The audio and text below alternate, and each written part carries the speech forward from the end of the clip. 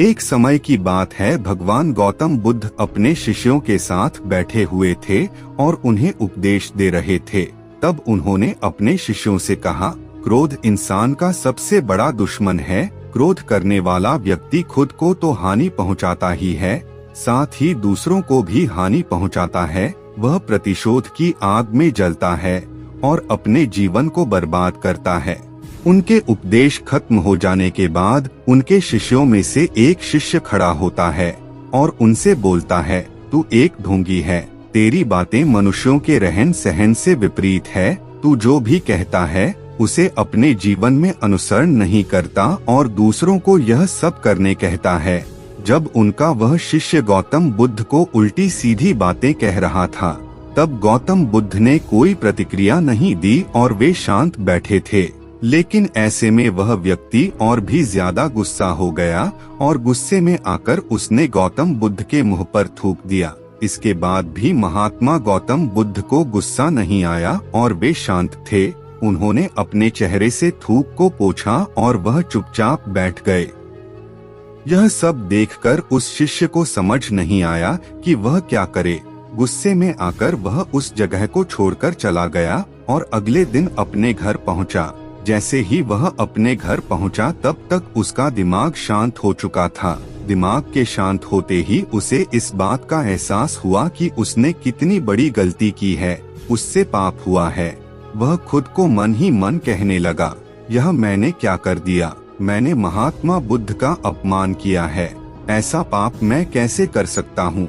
मैंने बहुत बड़ी गलती कर दी। मुझे जाकर उनसे माफी मांगनी होगी। यह कहकर वह तुरंत ही गौतम बुद्ध के पास चला गया, लेकिन गौतम बुद्ध उस स्थान पर नहीं थे। ऐसे में वह शिष्य जगह जगह भटककर उन्हें खोजने लगा।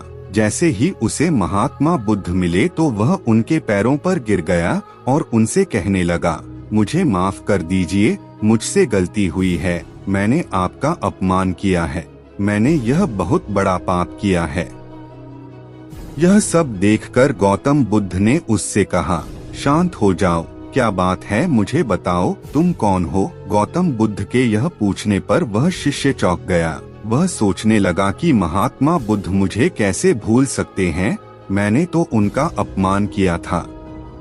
यह सोचकर उसने महात्मा बुद्ध से पूछा, मैं वही शिष्य हूँ जिसने कल आपका अपमान किया था और आप इतनी जल्दी मुझे भूल गए। महात्मा बुद्ध ने उस शिष्य से कहा, हमें कल की बातों को कल में ही छोड़ देना चाहिए। वह अच्छा हो या बुरा, उसके बारे में बार बार विचार नहीं करना चाहिए। मैं बीती हुई बातों को पीछे छोड़कर आगे चलता हूँ और ऐसा ही हम सबको भी करना चाहिए।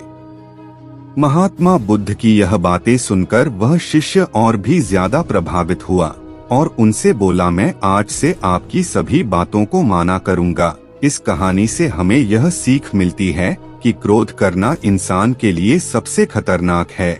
यह मनुष्य का सबसे बड़ा दुश्मन है जो उसे बर्बाद कर सकता है। इसलिए मनुष्य को कभी भी क्रोध नहीं करना चाहिए। इस कहानी से हमें यह भी सीख मिलती है कि बीती हुई बातों को हमें भूलकर आगे बढ़ना चाहिए। अगर कोई मनुष्य अपनी बीती हुई बातों पर ज्यादा ध्यान देता है तो उसका ध्यान पूरी तरह से भूतकाल में लगा होता है और वह इंसान कभी भी आगे बढ़ने की ओर विचार नहीं कर पाता। इसीलिए हमेशा पुरानी बातों को छोड़कर आगे बढ़ने की सोचे।